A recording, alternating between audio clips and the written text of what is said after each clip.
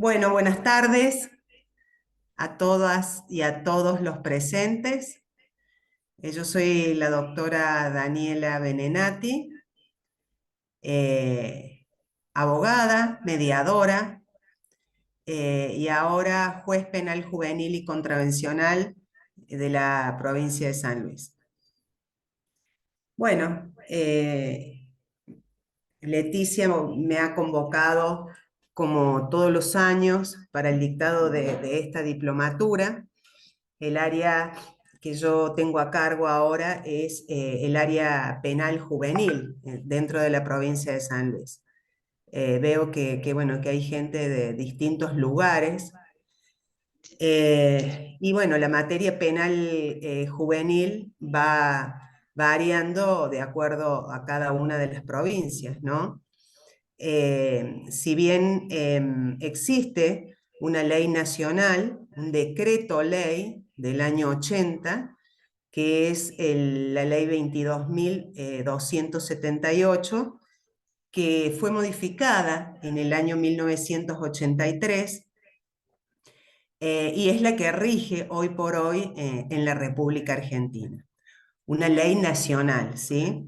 Sin perjuicio de que cada provincia, digamos, tiene sus códigos de fondo, que son los códigos procesales penales, que rigen toda la parte procedimental. Antes de referirme puntualmente a esta ley nacional, me gustaría comentarles y hacerles una reseña de cómo ha ido evolucionando en materia de familia y en materia penal juvenil todo el sistema. Durante el año 2019 hasta el año 2022 cumplí funciones como juez de familia. Trabajamos mucho con los acompañantes terapéuticos, fundamentalmente en materia de niñez y adolescencia, ¿no? Y en materia penal, tanto en familia como en materia penal juvenil, se han ido dando distintas modificaciones, cambios de paradigma, como lo decimos nosotros. ¿Por qué? Porque esta ley nacional que yo les comentaba, esta ley, este decreto ley del 80, es un decreto ley que adopta un sistema tutelar, un sistema de situación irregular. ¿Qué significa esto? Que el juez tenía amplias facultades sobre el adolescente que tenía contacto con la ley penal. De hecho, la propia ley establece que en caso de abandono, en caso de tener conflicto con la ley penal, el juez podía disponer de ese niño, de ese adolescente. ¿Qué significaba esto? Que el juez detectaba esta situación de vulnerabilidad o este conflicto con la ley penal y debido a la existencia de instituciones en ese momento podía institucionalizar.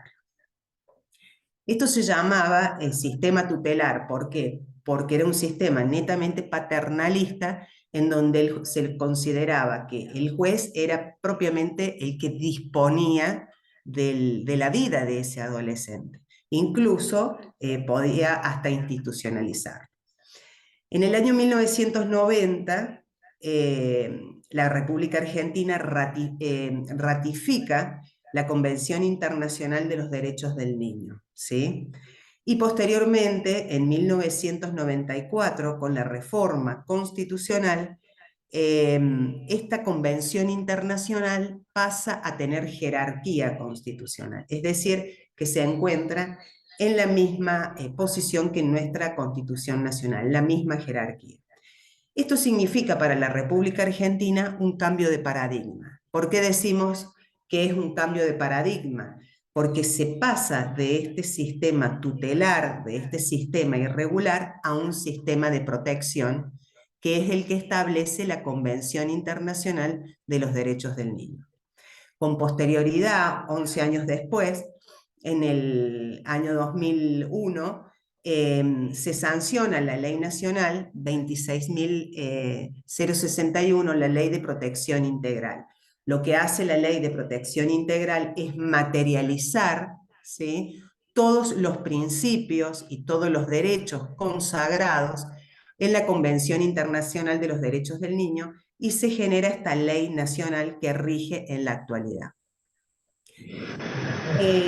A eso debemos agregarle una serie de convenciones internacionales y jurisprudencia que rigen materia penal juvenil. O sea, que nosotros cuando hablamos de penal juvenil o cuando aplicamos derecho en materia penal juvenil, tenemos que tener presente esta ley nacional, la 22.278, modificada por ley 22.803, que rige en toda la República Argentina, la Convención Internacional de los Derechos del Niño y demás convenciones ratificadas por la República Argentina, los códigos de procedimiento en materia procedimental y también la Ley 26061, Ley de Protección Integral. ¿Qué significa esto? ¿Cómo es actualmente el derecho penal juvenil o qué se aplica al adolescente que tiene conflicto con la ley penal? En primer lugar, tanto la convención, como verán ustedes, esta ley, este decreto de ley del 80, prácticamente resulta inaplicable. ¿Por qué? Porque al haber un cambio de paradigma con la Convención Internacional, la Ley de Protección Integral y todos los tratados internacionales, prácticamente resulta inaplicable, pero está vigente, que es lo que ustedes habrán escuchado, que se está debatiendo, si bien no ha habido una presentación aún formal, se está debatiendo la modificación de esta ley, que establece en su primer artículo que la imputabilidad en materia penal juvenil comienza a los 16 años. ¿Y de dónde surge esto, esta edad que establece la ley 22.278? La Convención Internacional de los Derechos del Niño, ratificada por la República Argentina, tiene a su vez el Comité de los Derechos del Niño. El Comité de los Derechos del Niño es el organismo que audita a todos los países que han ratificado la Convención. ¿Qué significa esto? Que al ratificar nosotros la Convención Internacional de los Derechos del Niño, estamos obligados como nación a adecuar nuestra legislación a la Convención. Y esa es la deuda que hoy por hoy tenemos en la República Argentina. ¿Por qué? Porque tenemos vigente un decreto ley del 80 que no se adecúa ni a la Convención Internacional de los Derechos del Niño, ni a los tratados internacionales que rigen la materia, ni tampoco a la Ley de Protección Integral. Resulten incompatibles. ¿Y por qué? ¿De dónde surge esta incompatibilidad? La Ley 22.278, como les decía recién, establece un sistema tutelar. Y la Convención Internacional y la Ley Nacional 26061, un sistema de protección, que es la antítesis, son totalmente contradictorios. ¿Qué es lo que rige actualmente? ¿Qué es lo que aplicamos? Este sistema de protección. ¿Y qué significa este sistema de protección? Que el Estado, como órgano administrativo, está obligado, ¿sí?, como Estado, en los casos en que exista algún tipo de vulnerabilidad en materia de niños, niñas y adolescentes, establecer medidas de protección para garantizar sus derechos sociales, económicos y familiares. ¿Qué es esto? Ustedes dirán, bueno, ¿cómo funciona en la práctica? Nosotros en los juzgados de familia, son los juzgados que primero toman conocimiento de estas situaciones de vulnerabilidad a través de las denuncias, los comunica situaciones y demás. Cuando recibimos comunica situación, esta denuncia y demás, debemos dar inmediata intervención al órgano administrativo, que va a ser el encargado de aplicar esas medidas de protección, ¿sí? ¿Y qué son esas medidas de protección?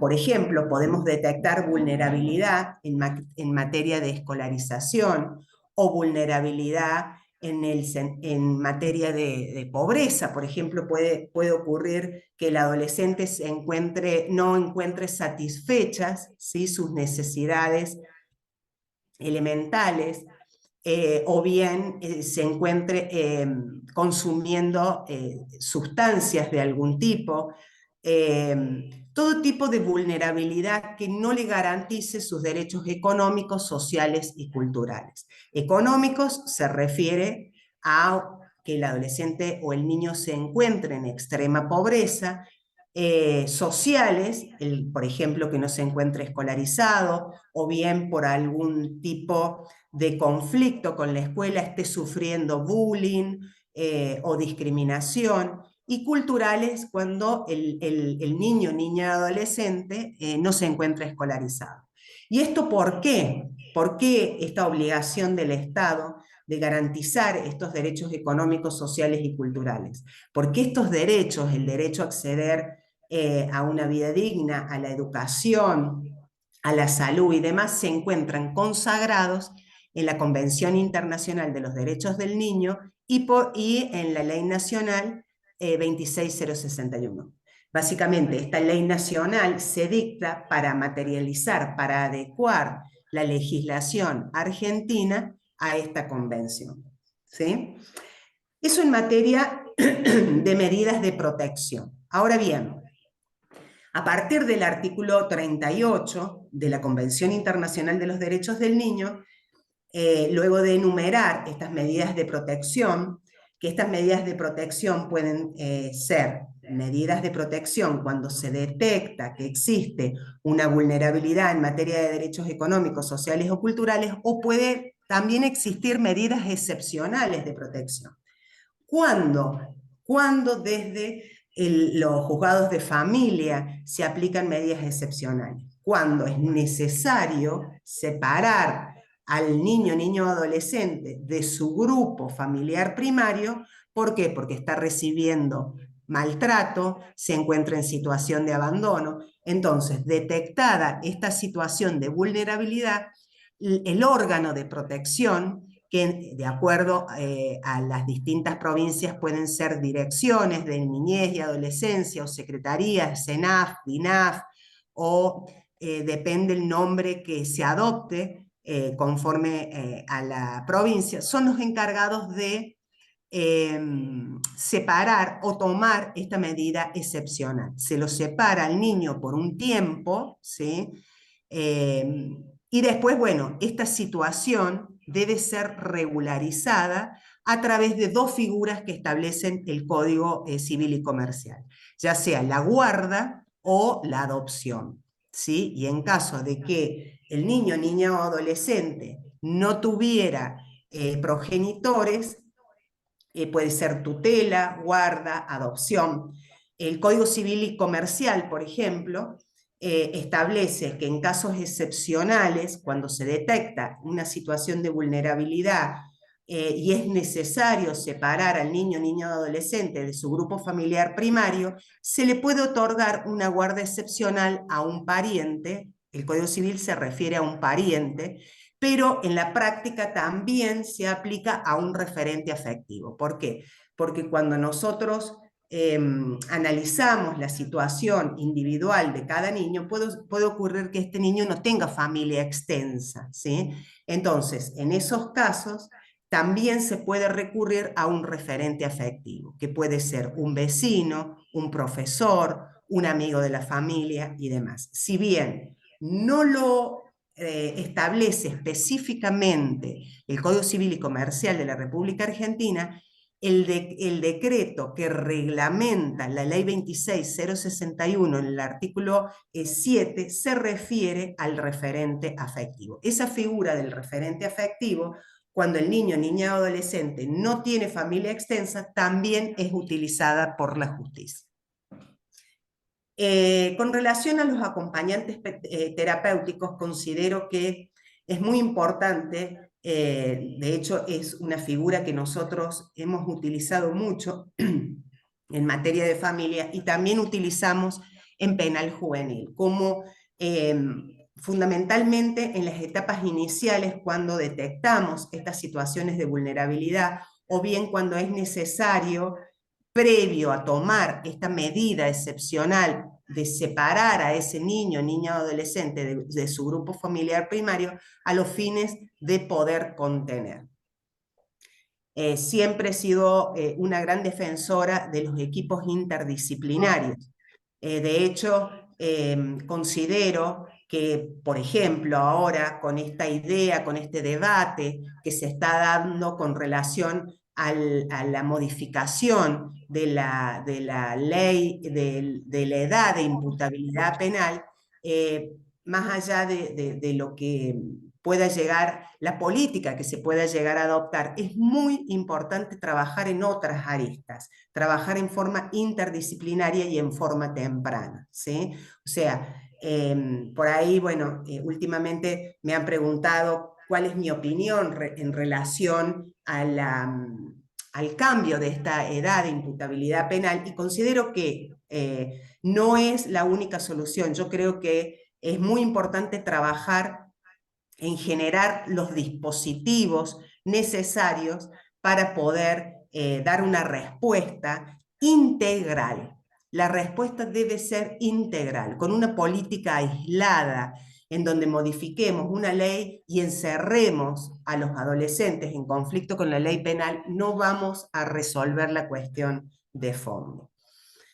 Eso en relación, entonces, tenemos, digamos, dos grupos. Por un lado, tenemos los niños, niñas y adolescentes que pueden estar en situación de vulnerabilidad, detectada esa situación de vulnerabilidad, como dije anteriormente. ¿Por qué? Porque puede existir que sus necesidades sociales, económicas y culturales no se encuentren satisfechas. Es el Estado, ¿sí?, como organismo de protección, quien debe suministrar, quien debe poner a disposición de la justicia los dispositivos necesarios para que nosotros podamos derivar a ese niño y poder sacarlo de esa situación de vulnerabilidad en la que se encuentra.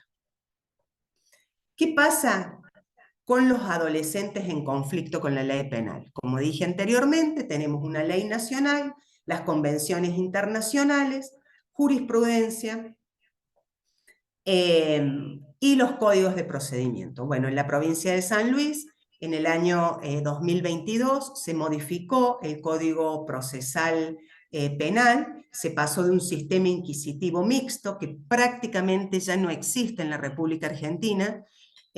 Casi todas las provincias tienen un sistema acusatorio.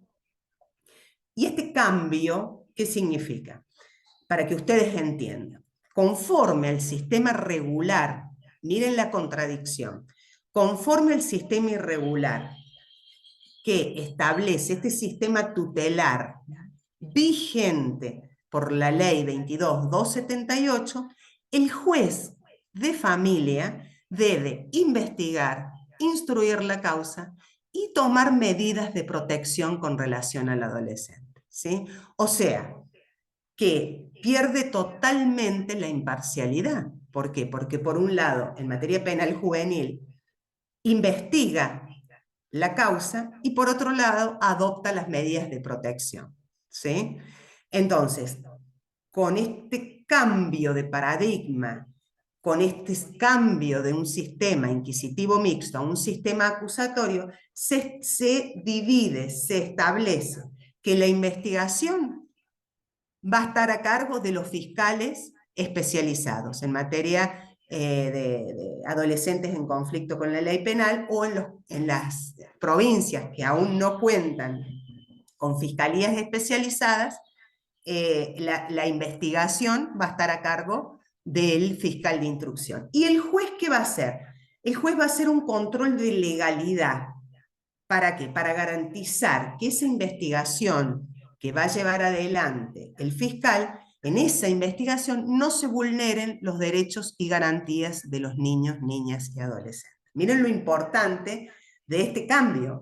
¿Por qué? Porque se divide, el juez llega al proceso sin conocer, llega a la audiencia sin conocer la causa. Entonces eso le permite, ¿sí?, sin ningún tipo de contaminación previa, tomar las medidas necesarias y poder hacer este control de legalidad que establece el sistema acusatorio.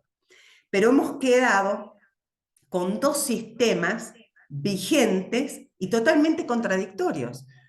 Un sistema irregular, un sistema tutelar nacional establecido por la ley 22.278 y su modificatoria, ley 22.803, que rigen toda la República Argentina, los sistemas acusatorios adoptados por la mayoría de las provincias en sus códigos procesales penales, y por otro lado, una constitución que nos dice en su artículo 75, inciso 22, la República Argentina tiene la obligación de aplicar la Convención Internacional de los Derechos del Niño. Por eso, considero que es fundamental la reforma, pero debe ser una reforma integral, adecuada a la legislación internacional, porque si no estaríamos adoptando una política regresiva, ¿sí? Si nosotros tomamos en cuenta únicamente la edad, bajar la edad de punibilidad o de imputabilidad y pensamos que con eso vamos a solucionar el problema, no es así, no lo vamos a solucionar. Lo único que vamos a tener es que cada vez van a empezar a delinquir a más temprana edad.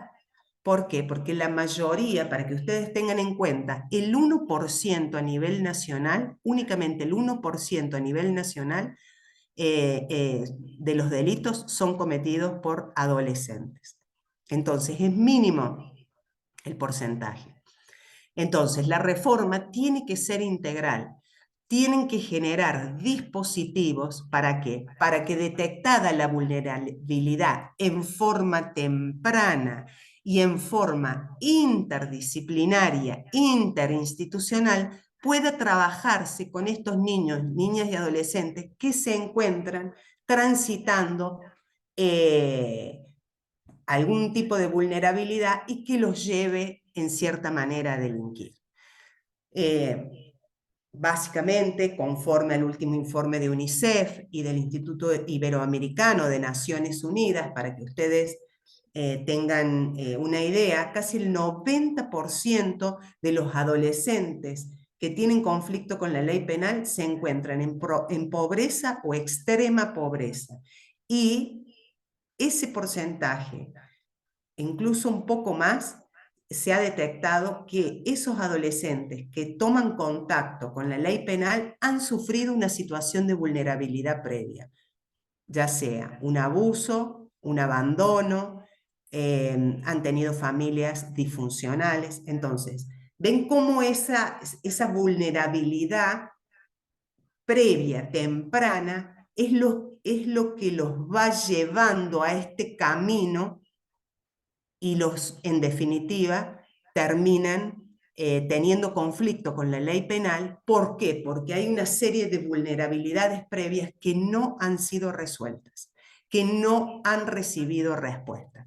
La mayoría de los chicos que hoy por hoy tienen conflicto con la ley penal han transitado previamente los juzgados de familia por situaciones de vulnerabilidad, ya sea por consumo de sustancias, por abandono, por maltrato y demás. Entonces, lo importante que es trabajar en forma interinstitucional, interdisciplinaria, la importancia de contar con profesionales como acompañantes terapéuticos, psicólogos, psiquiatras, asistentes sociales, que son los que nos dan a nosotros una idea de la situación que está atravesando el adolescente dentro de su grupo familiar.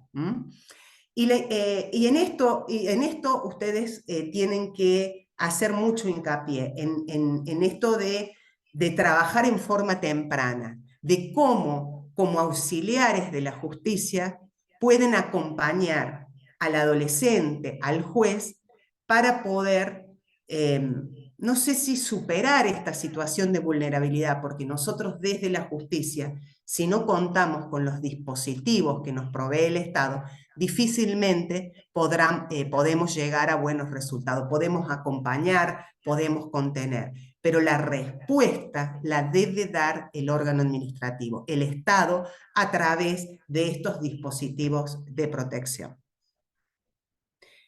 Eso es en relación, digamos, en general a lo que es el sistema penal juvenil a nivel nacional. No me quise circunscribir a la provincia de San Luis para que ustedes tengan un conocimiento acabado, un conocimiento general de lo que es la materia penal juvenil en la República Argentina. El debate que se está dando hoy es este cambio de la edad, que no va a solucionar el problema.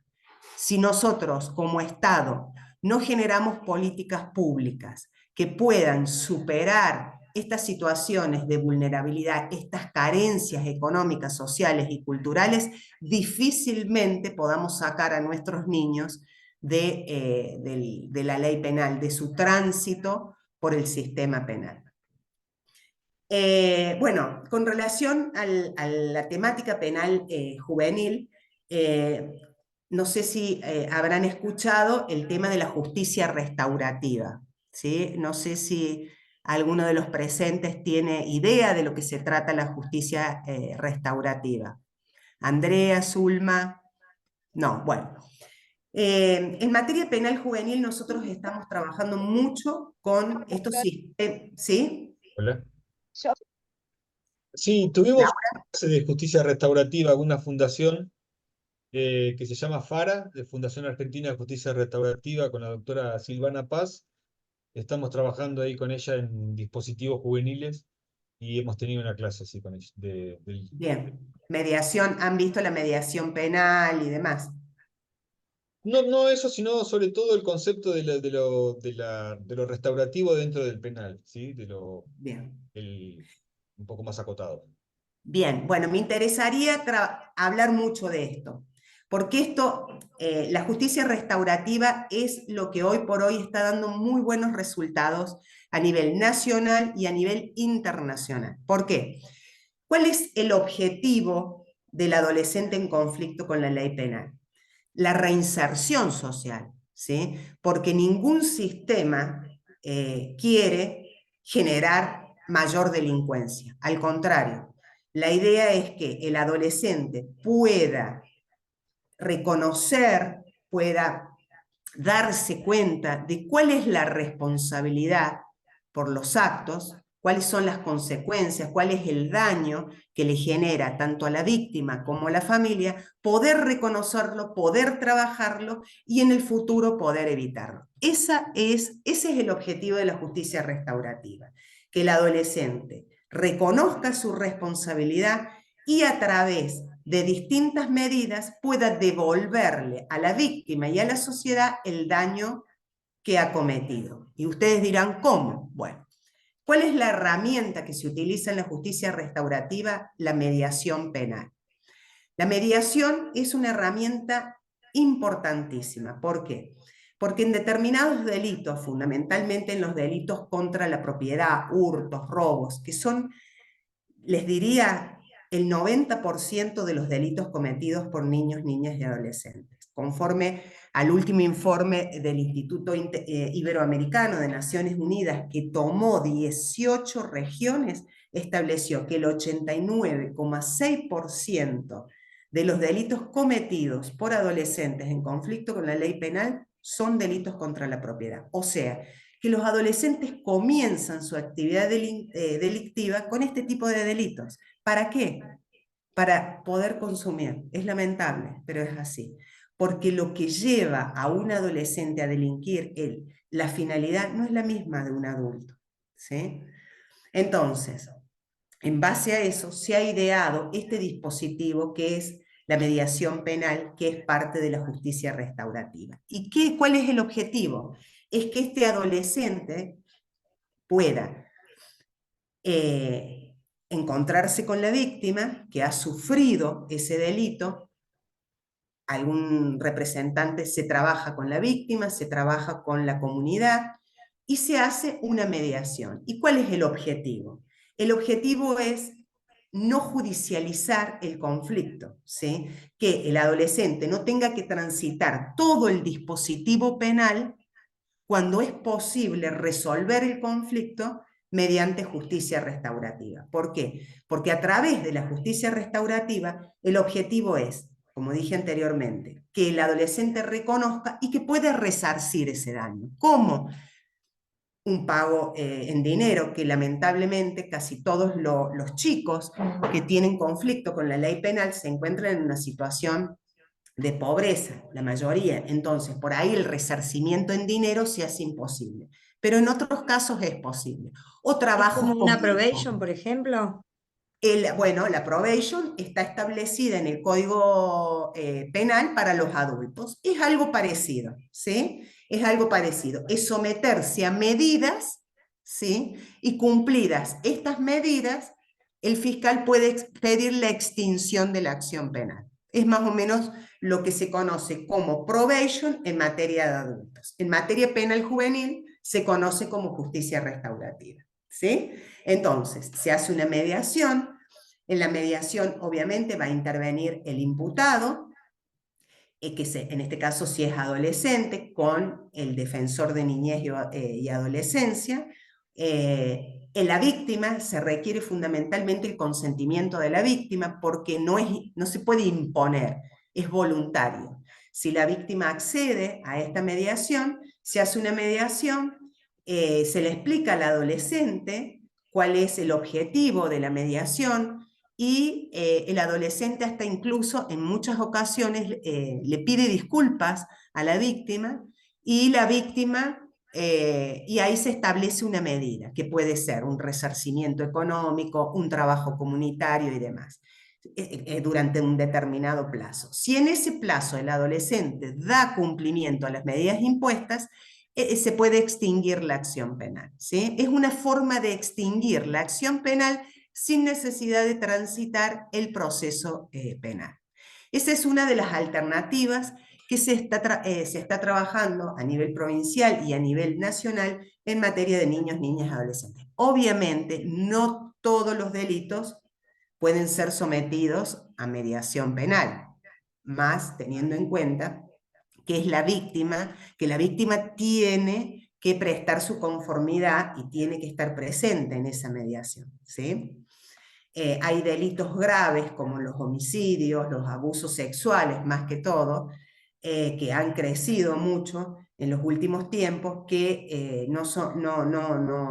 nada obsta a que puedan ser sometidos a una mediación.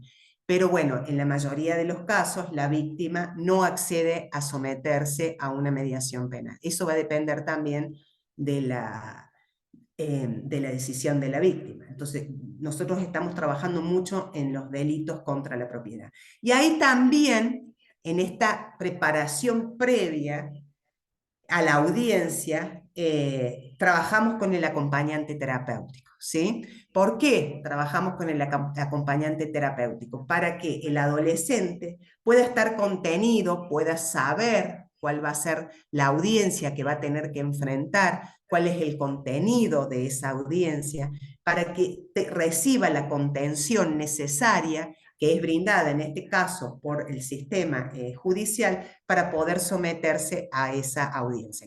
No se olviden que es una audiencia que se realiza ante el juez, con la víctima, de repente enfrentarse a la víctima, tener que enfrentarse con el hecho, tener que digamos, hacerse cargo de lo que hizo, y asumir, digamos, esa responsabilidad y tener que resarcirla, requiere todo un acompañamiento previo, que es necesario desde de la justicia brindar. Entonces, eso con relación a la justicia restaurativa. Entonces, en materia penal juvenil tenemos el procedimiento, que es un procedimiento, obviamente se aplica el Código Penal, porque el Código Penal rige tanto para adultos como para adolescentes en conflicto con la ley penal. Entonces, para que ustedes tengan una idea integral, Código Penal, que es el código de fondo, se aplica tanto a adultos como a adolescentes. Pero por las convenciones internacionales en materia penal juvenil, decimos que los adolescentes en conflicto con la ley penal tienen un plus de garantías.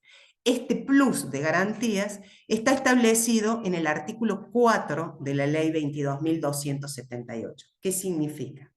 Que cometido el hecho, es obligación para el juez, cuando se abre esta causa penal, someter al adolescente a un año de tratamiento tutelar, dice el artículo 4, porque bueno, como dije anteriormente, no ha sido modificado, entonces se siguen utilizando estos términos que resultan ya obsoletos, pero bueno, lamentablemente hasta que se modifiquen los tenemos que utilizar. ¿Y qué significa este año de tratamiento tutelar? Este año de tratamiento tutelar es la posibilidad que tiene el adolescente de, a través de las medidas de protección que va a dictar el juez de familia. ¿Por qué? Porque los jueces penales no pueden dictar medidas de protección. Entonces se hace un expediente paralelo en el juzgado de familia, que es el expediente tutelar. Se lo somete a un año de tratamiento tutelar, y en ese año el adolescente tiene la posibilidad de resociabilizarse. ¿Sí? ¿Qué significa? Que todo lo que venía haciendo mal lo puede revertir, demostrarle a la justicia, demostrarle al juez que su conducta cambió. ¿Cómo? ¿Cómo cambió? Bueno, si yo no estaba escolarizado, retomo la escuela. Si yo no practicaba un deporte y andaba todo el día en la calle consumiendo sustancias, bueno, empiezo a realizar un deporte para ocupar mi tiempo. Hago trabajos comunitarios. Van a ser las medidas que va a adoptar el juez de acuerdo a la situación en la que se encuentre inmersa el adolescente. Por eso, previamente, para realizar este tratamiento tutelar, el juez tiene una audiencia y se vale de una serie de informes que son del acompañante terapéutico, informes de los asistentes sociales para ver cómo vive, si se encuentra escolarizado, si está realizando algún deporte, cuál es el grupo familiar. Entonces, en base a esa situación en la que se encuentra inmersa el adolescente, se toman estas medidas de protección. ¿Y por qué es tan importante este año de tratamiento tutelar? ¿Por qué? Porque en caso de que la causa llegue a juicio, a debate, ¿qué hacen los jueces de juicio? Piden al juez de familia ese expediente para poder ponderar, para poder analizar cómo se comportó el adolescente en ese año, ¿sí? Es un derecho que tiene el adolescente. Yo, como adolescente que tengo conflicto con la ley penal, la ley en el artículo 4 de la ley 22 de 78 me da la posibilidad de que yo en ese año pueda revertir mi situación, pueda cambiar, pueda resociabilizarme. Entonces, cuando la causa llega a juicio, se hace un análisis de ese expediente. A ver, señor adolescente, ¿cómo se comportó durante este año? ¿Cumplió con las medidas que adoptó el juez de familia, que le impartió el juez? Sí, me escolaricé, hice un deporte, dejé de consumir sustancias, dejé de consumir bebidas alcohólicas, dejé de delinquir. ¿Y por qué es tan importante esto? Porque esto va a influir en la aplicación de la pena. De hecho, la ley nacional establece que si ha tenido un buen comportamiento tutelar, el juez puede hasta no aplicar pena. ¿Por qué? Porque compensa esa buena eh, digamos, ese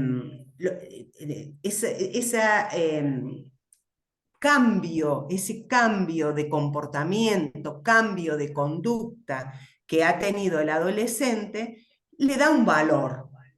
Para la justicia tiene un valor. ¿Y por qué? Porque ¿cuál es el fin? La reinserción. Entonces, en base a eso, el juez considera este adolescente ha asumido su responsabilidad, ha cumplido con las medidas impartidas por el juez, ha cambiado su conducta, su comportamiento, se ha resociabilizado.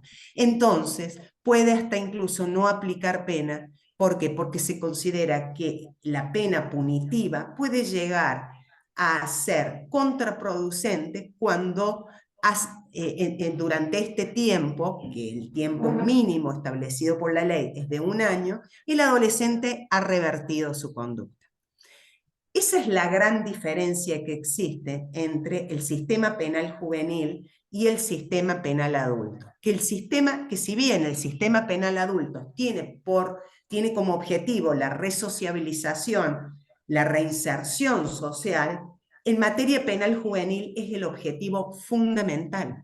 ¿Para qué? Para evitar que en el futuro tengamos un delincuente adulto. La idea en materia penal juvenil es generar medidas de conducta, reglas de conducta para evitar que el adolescente vuelva a delinquir, para que el adolescente deje de transitar esta carrera delictiva.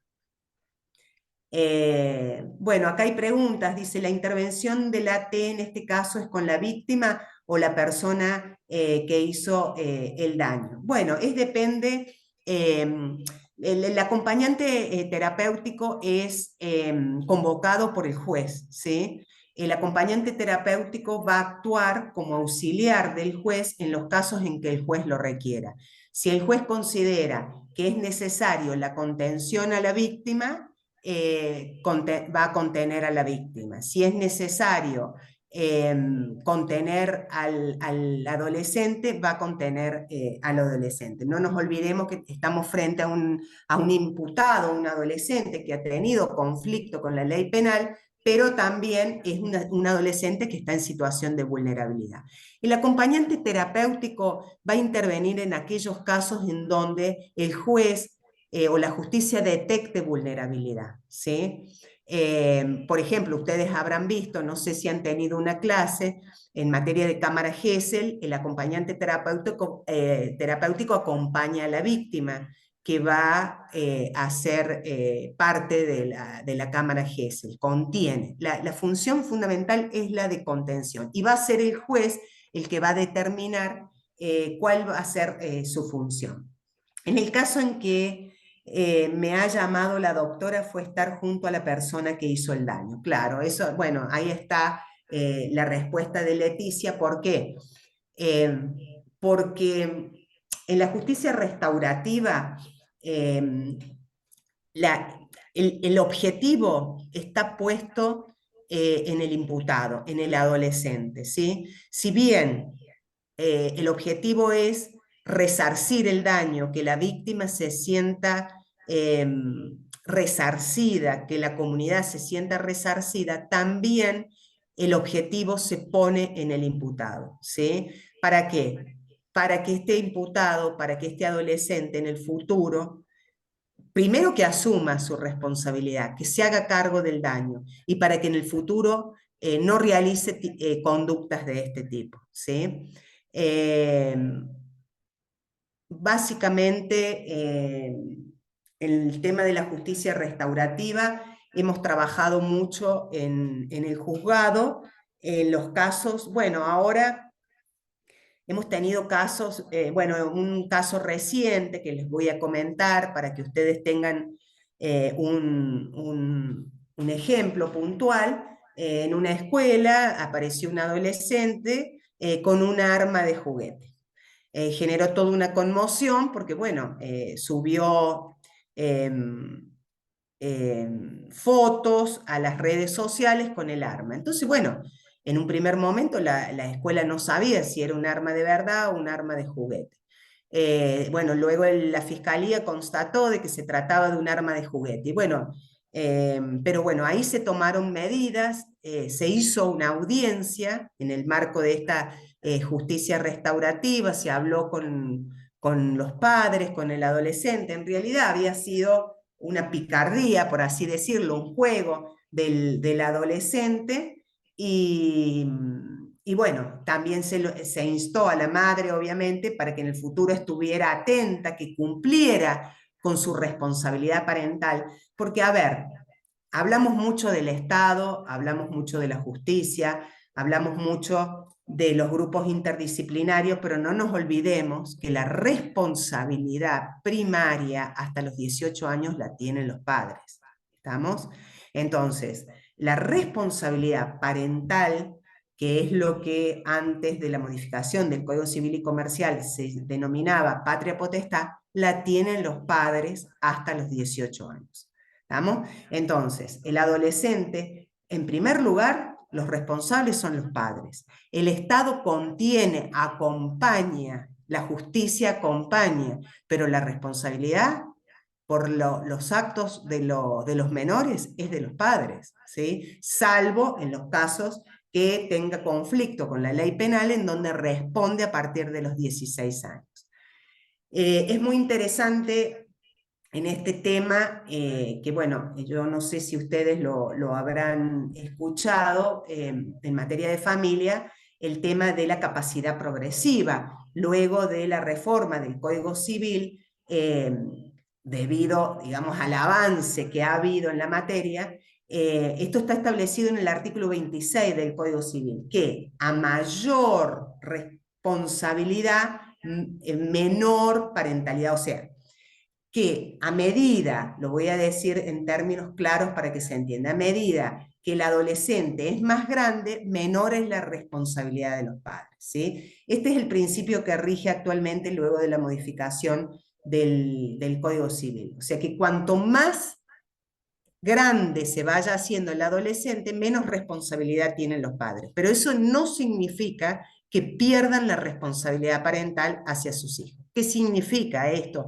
de que los adolescentes adquieren mayor capacidad, que pueden disponer o pueden tomar decisiones incluso sobre su cuerpo, siempre y cuando no sean invasivas, sin contar con el consentimiento de sus padres? O sea, ustedes ven cómo toda la justicia de familia, toda la justicia penal juvenil está íntimamente relacionada. ¿Por qué?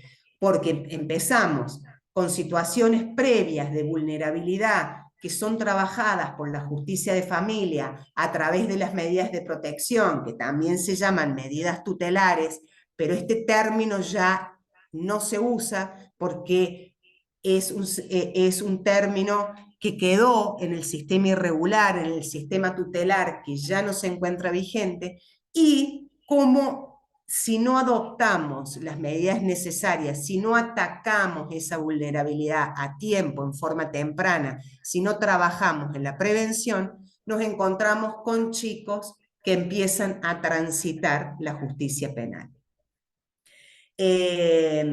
Bueno, durante el año de tratamiento tutelar, el AT, ¿qué tiempo pasa con el adolescente para poder presentar el informe? Bueno, como les dije anteriormente, la convocatoria del acompañante terapéutico la realiza el juez de familia. Eso lo va a determinar, las medidas las determina el juez de familia. Pero bueno, los tiempos van a depender también de las necesidades. O sea, ustedes piensen que no hay una regla en esto, ¿sí? O sea, cada caso se trata en forma particular. Si yo no podría decirles 1 mes, 2 meses, 3 meses. Es de acuerdo al caso en particular. Hay adolescentes que van a requerir mayor tiempo de acompañamiento, hay otros que no, hay otros que no lo van a necesitar. O sea, que cada caso es individual.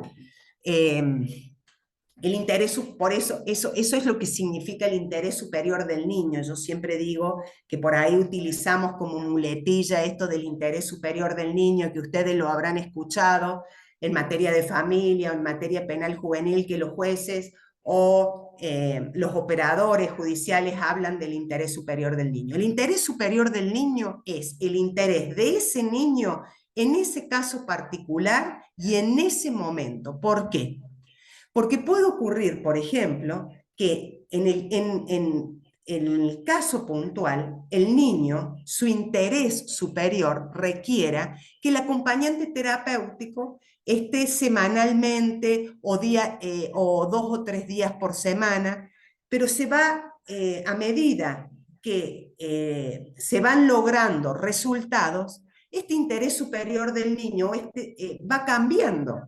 ¿Sí? Entonces, a lo mejor en un primer momento, en una primera instancia, amerita que el acompañante terapéutico tenga una sesión 1 vez por semana o 2 veces por semana, Y después, a medida en que se van obteniendo resultados, el juez va a ir modificando estas medidas. ¿Por qué? Porque esto no es estático, ¿sí? Para que ustedes tengan una idea. Cada caso se trata en forma individual, en forma particular, y se va evaluando en base a la presentación de informes que van realizando los acompañantes terapéuticos, los asistentes sociales y psicólogos, ¿sí? Entonces, en base a esos informes, el juez va a hacer una ponderación, una evaluación, y va a ir determinando la necesidad de que ese acompañante terapéutico pase determinado tiempo con el adolescente, que puede ir variando de acuerdo a las necesidades. Entonces, no sé si eso responde la pregunta durante el tratamiento tutelar. Va a variar en cada caso en particular. Cada caso amerita un acompañamiento distinto. Depende de la situación de vulnerabilidad en la que se encuentra inmersa el adolescente. ¿Estamos? No sé si tienen alguna pregunta, alguna duda, si he ido muy rápido, si se ha entendido.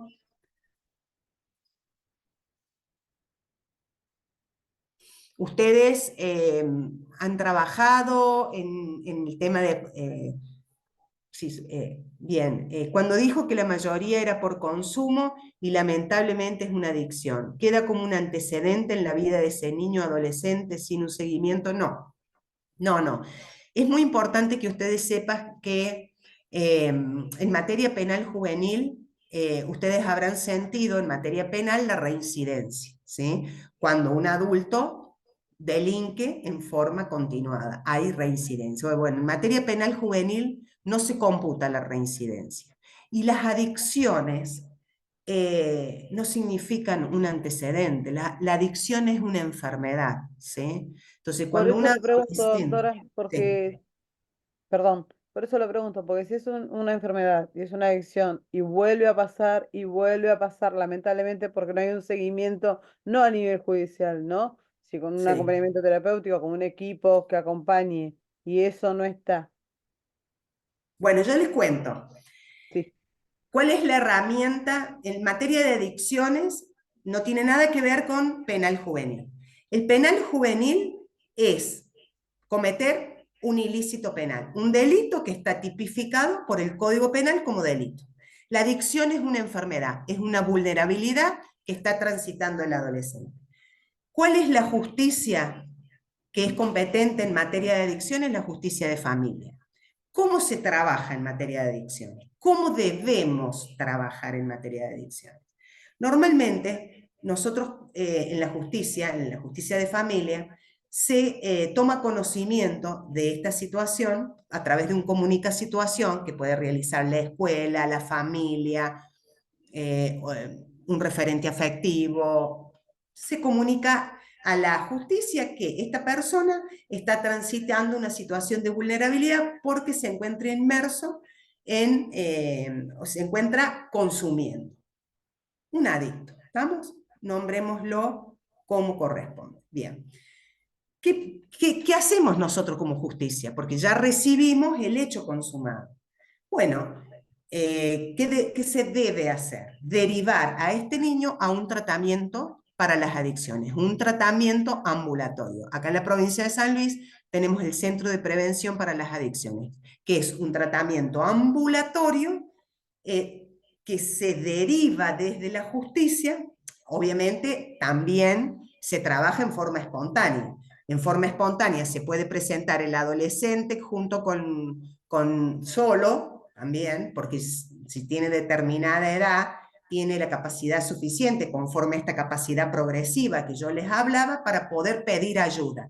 Me presento yo adolescente en forma espontánea y pido ayuda a la justicia o bien a este centro. O puede presentarse el padre a pedir ayuda al centro directamente, que se llama presentación espontánea, o por derivación judicial. Por derivación judicial es cuando se le toma conocimiento a la justicia de esta situación.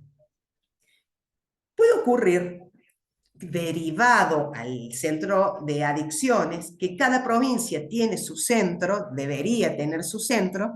su centro ambulatorio, su centro de tratamiento para las adicciones, pero puede ocurrir que no exista adherencia a ese tratamiento. ¿Por qué? Porque el adolescente nunca se presentó al turno de admisión. ¿Cómo funciona? Hay un turno previo de admisión, se le hace una evaluación al adolescente y en base a esa evaluación se determina el tratamiento a seguir, ¿sí? Eso ocurre acá en la provincia. Evaluación previa que se denomina admisión, en donde el profesional, que normalmente son psicólogos y psiquiatras especialistas en adicciones, y se le hace una evaluación. Es el turno de admisión. En base a esa evaluación se va a determinar el tratamiento. Y se establece un tratamiento que normalmente es semanal, una vez por semana.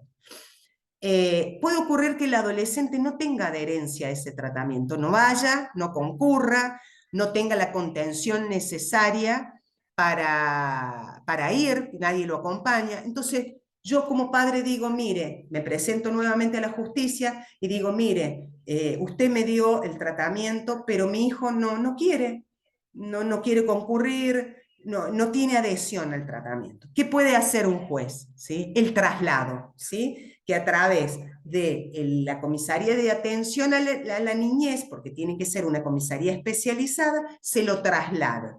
Esto es en forma compulsiva. ¿Por qué? Porque no hay adhesión al tratamiento y está en riesgo. Un niño, un adolescente, un niño que consume está en riesgo.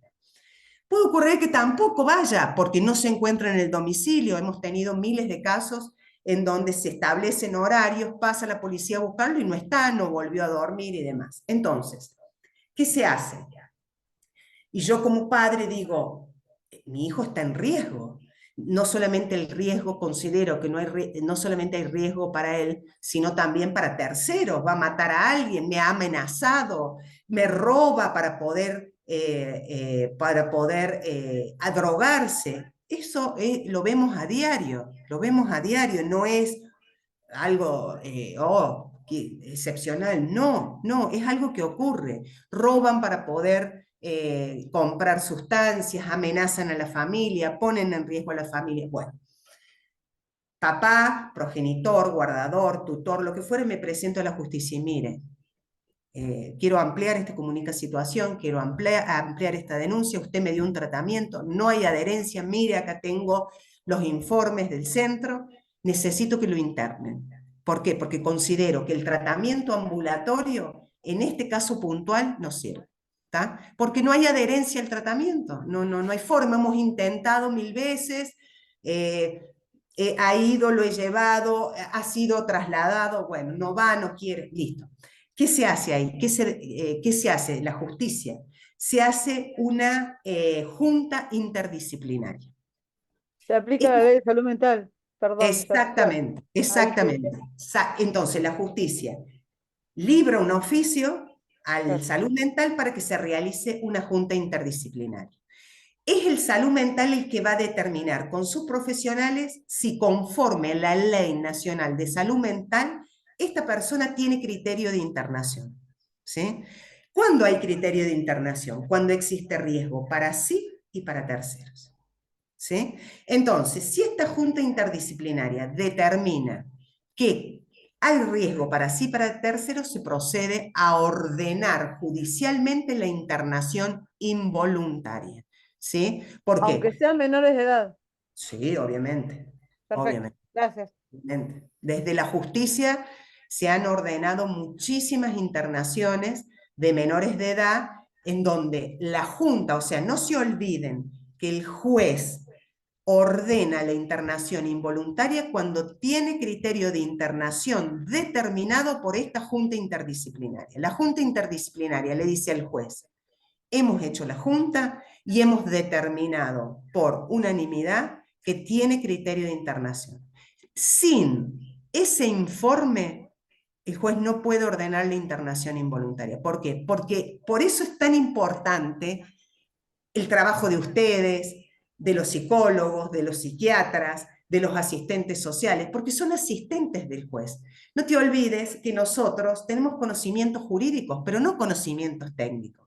Sería arbitrario de mi parte, ordenar la internación de alguien si yo no sé si tiene criterio de internación? Yo puedo tener una audiencia con el adolescente y me parece, no, yo no tengo el conocimiento técnico, por eso me valgo de los informes de los AT, de los psicólogos, de los psiquiatras. Por eso es tan importante el trabajo de ustedes. ¿Por qué? Porque les dan herramientas, elementos al juez para tomar decisiones.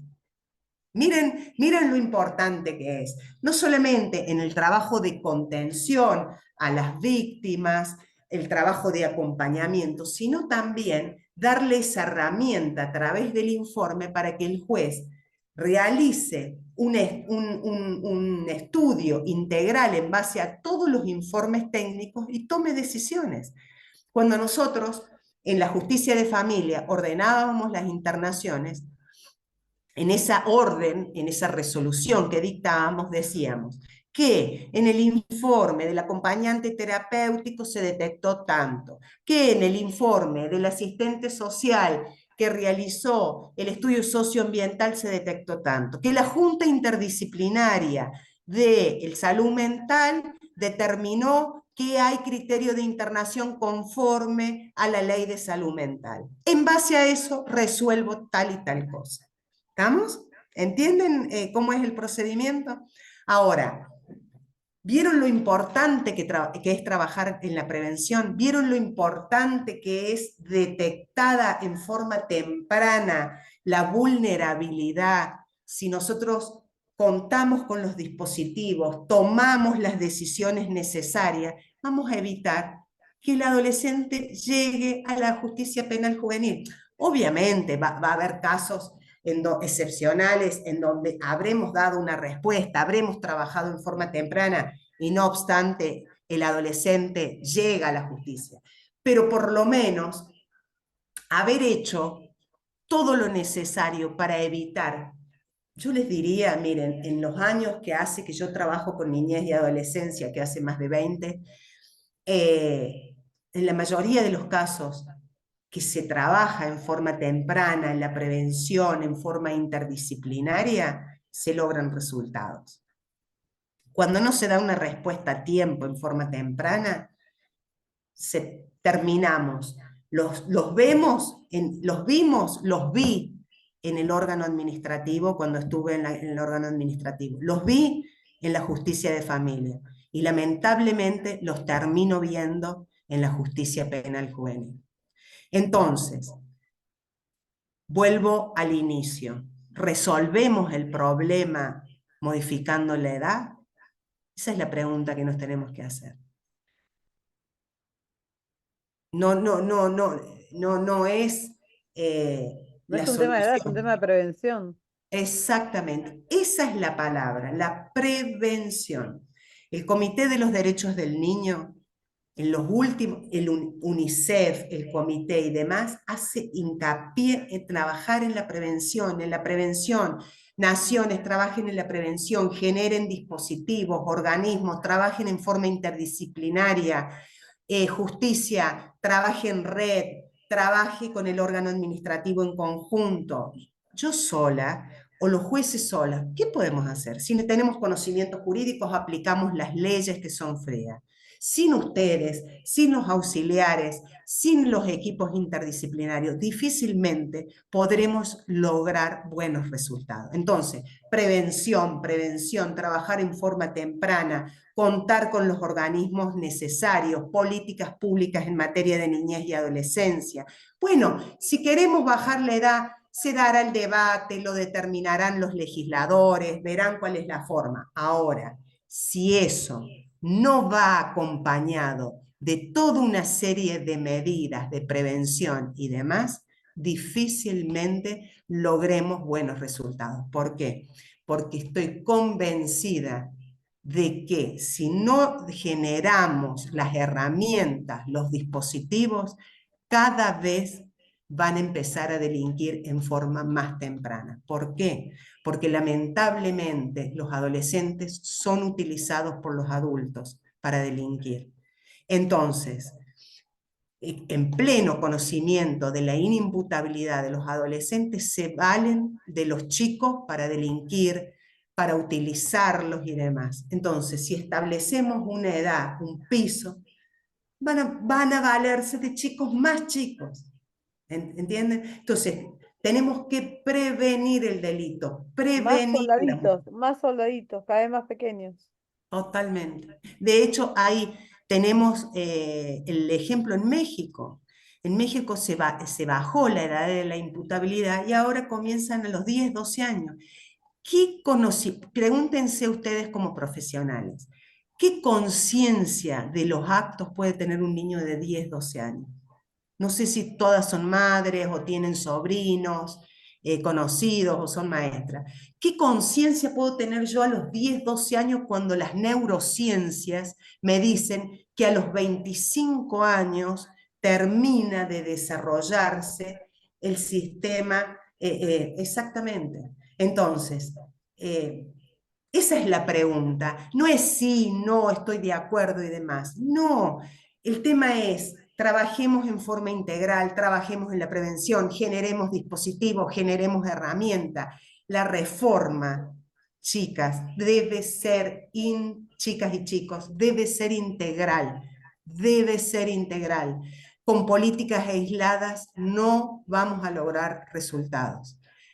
Voy a finalizar mi carrera en algún momento y voy a seguir sosteniendo lo mismo, porque me ha dado buenos resultados, lo he vivido en carne propia, he trabajado con chicos adictos que han podido revertir su situación. La práctica me ha demostrado que trabajando en forma temprana, generando herramientas, trabajando en forma interdisciplinaria, el resultado es otro. Muchos adictos cometen delitos, robos básicamente, como forma de sostener su adicción. ¿Cuál de las justicias prima, la de la familia o la penal? No, bueno, tenemos, como les dije anteriormente, dos cosas. Por un lado, el adicto, que es una enfermedad, ¿sí?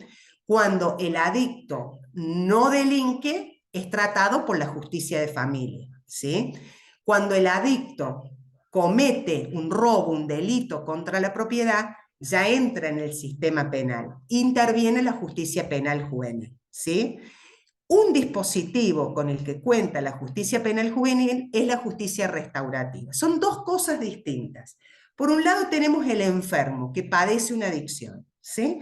El enfermo que padece una adicción y no comete un delito, el juez competente es el juez de familia. El adicto, una persona que consume, que eso lo lleva a delinquir, lo que se va a tomar en cuenta es el delito. Y la enfermedad también es tratada, pero por la justicia de familia. Son dos temas distintos, ¿se entiende? La vulnerabilidad, la adicción es canalizada por la justicia de familia con la medida de protección, que es tomada obviamente por el órgano administrativo. Y el penal juvenil, el delito propiamente dicho, es abordado por la justicia penal juvenil. ¿Estamos? Claramente en una sociedad con un gran porcentaje de personas con necesidades básicas insatisfechas, de grandes desigualdades sociales, es ser como Quijote con los molinos de viento. Tenemos un gran desafío. Siempre digo que aunque sea un granito de arena, debemos contribuir a sumar. Yo sé que es esto, tal cual como dice acá, es el Quijote con los molinos de viento. Pero bueno, peor es no hacer nada. Peor es conformarnos y decir, bueno, ya está, no hay que abandonar la lucha. Desde el momento en que asumimos el compromiso de trabajar con niños, niñas y adolescentes, es un gran compromiso, un gran desafío. No es fácil. No es fácil porque no están todas las políticas dadas para que podamos lograr los resultados que quisiéramos. Pero debemos seguir trabajando, debemos seguir sumando y siempre en forma el trabajo conjunto en forma interdisciplinaria. En algún momento lo vamos a lograr. Yo soy una convencida. En algún momento todo esto se va a replicar. De hecho, yo trabajo mucho en la capacitación de docentes, de policías, de la comunidad en general, doy charlas y siempre digo que no hay que abandonar la lucha, no hay que abandonarla, porque es nuestro futuro. Los niños, niñas y adolescentes son nuestro futuro. Son nuestros hijos que el día de mañana van a ser adultos mayores. Por eso mismo, tenemos que trabajar en políticas serias, no usar a los niños, niños y adolescentes como para hacer campaña, ni para dar una solución a la sociedad cuando hay un tema puntual o algo que ha adquirido relevancia pública. No, esto es un tema de fondo, es un tema mucho más profundo, ¿sí? Tenemos que generar cambios, políticas para cambiar nuestro futuro, para cambiar el futuro que son nuestros niños, niñas y adolescentes. A no resignarse, a seguir trabajando, a seguir acompañando, a seguir creciendo, a seguir capacitándose, porque esa es la forma de lograr cambios. Muchas gracias. A usted, Doc. Muy clara. Gracias. Muchas gracias, Doc. gracias. Muchas gracias, doctora. Muy bueno, muy buena clase. ¿Me escuchan? ¿Me escuchan? Sí, Leti. sí. Antes de que se me corte, porque se me ha cortado todo el tiempo, gracias, Doc. Muchas gracias. Ustedes A ustedes ven, por el convocatorio. la calidad de nuestros docentes, la calidad de nuestras fuerzas que acá han ido pasando. Se te corta un montón, Leti. Bueno, te quiero agradecer a la doctora ahí. Sí, sí. Y quiero que tomen de ella la justicia tan criticada, que es a veces, o muchas veces, pero esta es la calidad de jueces que tenemos, sino que el sistema no acompaña. Porque a lo mejor desde la justicia se hace mucho y el paso que sigue le corresponde a otro organismo y es el que nos está faltando. A mí me emociona realmente escucharla con esa vehemencia y con esa pasión que tiene. Y esto también puede ser disparador para los chicos, los alumnos, los colegas, para hacer sus proyectos. ¿Cuánto tenemos que hacer para prevenir? Es allí donde tiene que estar el acompañante terapéutico. Y quiero que a ustedes les quede en su memoria y en la capacitación que reciben de todo el equipo que me acompaña a mí desde hace 4 años, entre ellos la doctora, que ella es, las cosas son para ayer. O sea, Sí.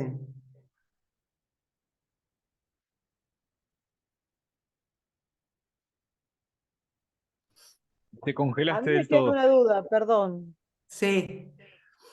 Yo soy más también me parece que el tema de la prevención es súper importante, pero cuando nosotros ya entramos en el ámbito judicial, ya estamos adentro, ya pasó el hecho, de cual Está sea bien, el pero vos desamparo podés, el está desamparo bien, de los niños. pero vos Eh, podés detectar cuando entras en la justicia, a lo mejor comenzás a trabajar en una determinada vulnerabilidad y podés detectar otras, que es lo que te va a pasar seguro.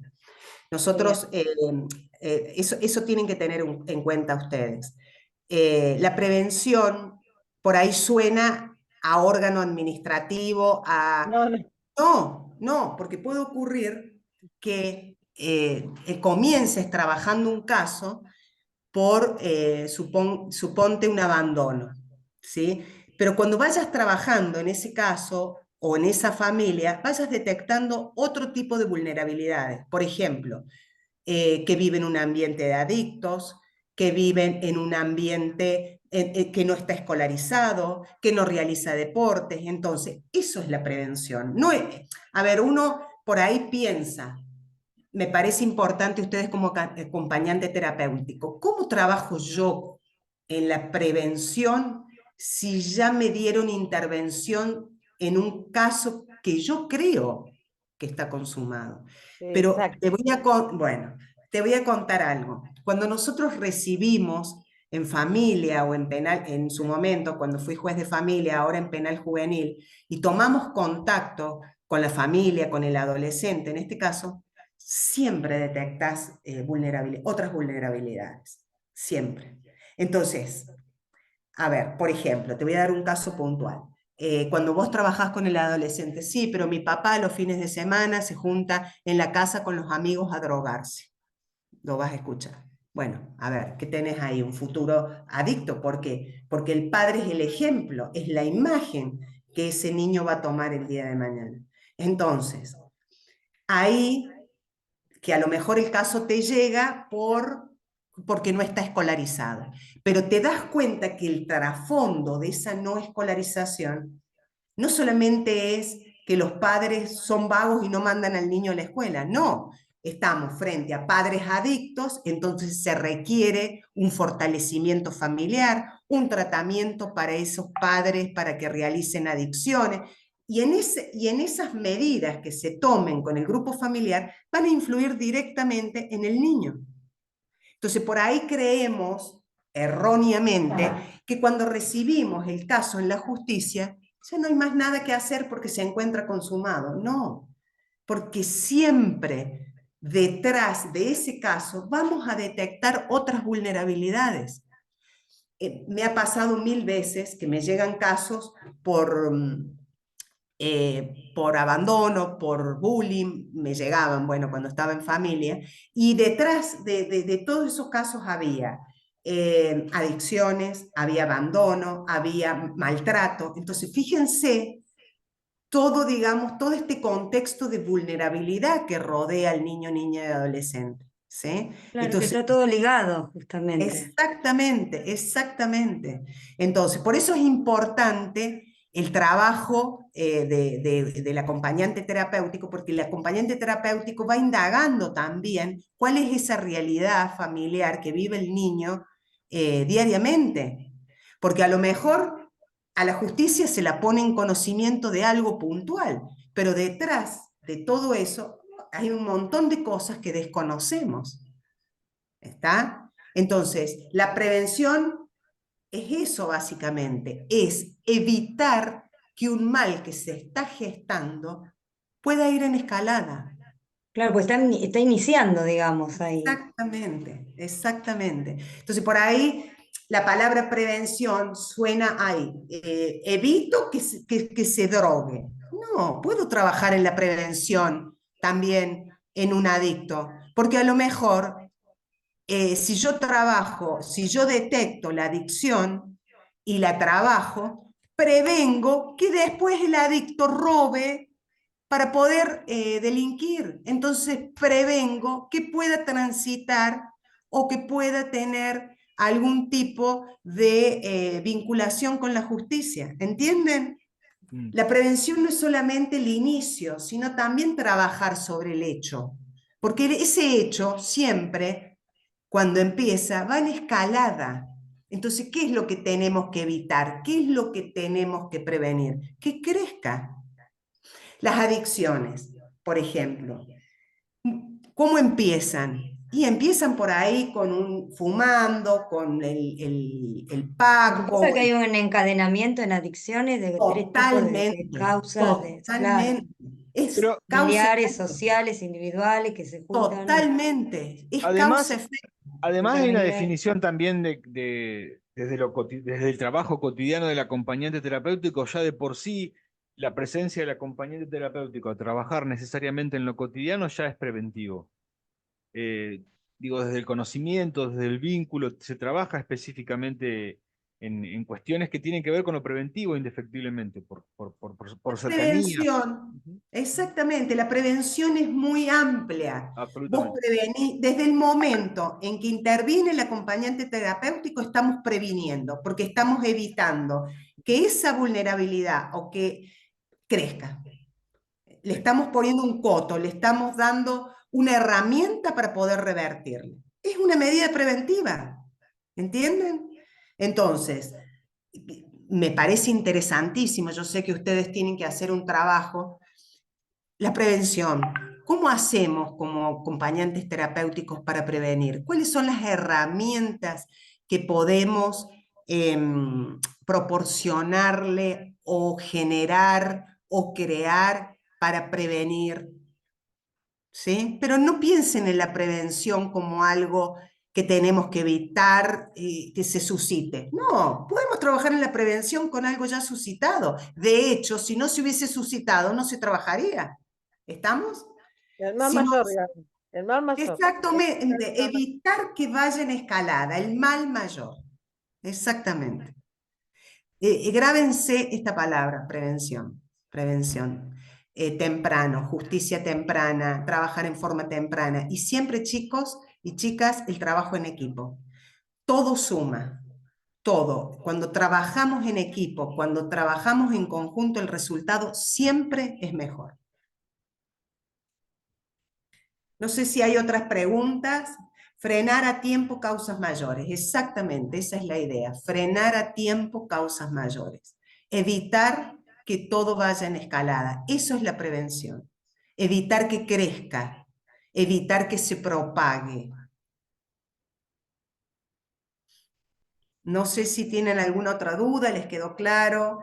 ¿Les gustó? No, una clase espectacular, doctora. La verdad que muy llevadero, sin demasiados tecnicismos innecesarios como para recordar Muy cada bueno. cosa. La verdad que maravilloso. Muchas, pero Bueno, muchas me gracias. alegro un montón. No, Mi muy bueno. idea es siempre llegar. Otra cosa importante que les voy a dejar es siempre utilizar un lenguaje claro y sencillo. Nosotros trabajamos para la gente. La gente no le interesa el tecnicismo, la gente le interesa entender. Entonces, como operadores del derecho tenemos que trabajar en un lenguaje claro y sencillo, llegar a la gente, humanizar la justicia. Esos son los conceptos que me gustaría dejarles. Humanizar, lenguaje claro y sencillo. Nosotros prestamos un servicio, trabajamos para la comunidad. Entonces no me sirve de nada a mí utilizar términos técnicos que el otro no me entienda. Yo trabajo para que vos me entiendas. Yo trabajo para que vos sepas lo que te estoy diciendo. Entonces, ustedes en su profesión, humanas, lenguaje claro y sencillo, trabajar en cada caso en particular como si fuese único. No hay una regla general, no hay una regla general, van a ir adaptando su trabajo a medida que vayan transitando el caso. Y bueno, en definitiva eso, el trabajo en red, en conjunto. Si todos trabajamos y trabajamos bien, no sé si vamos a lograr el mejor resultado, pero seguramente vamos a lograr que todo vaya en escalada.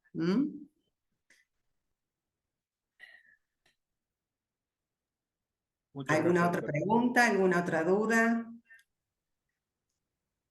Me alegro mucho que les haya gustado. Mi intención es esa, de que les sirva, que puedan, que la clase les pueda dejar algo productivo, que puedan crecer, que les pueda servir y que en su profesión puedan aplicar. Bueno, les dejo un beso grande a todos y a todas, y ha sido un gusto participar en esta clase. Gracias, Gracias, buenas. doctora.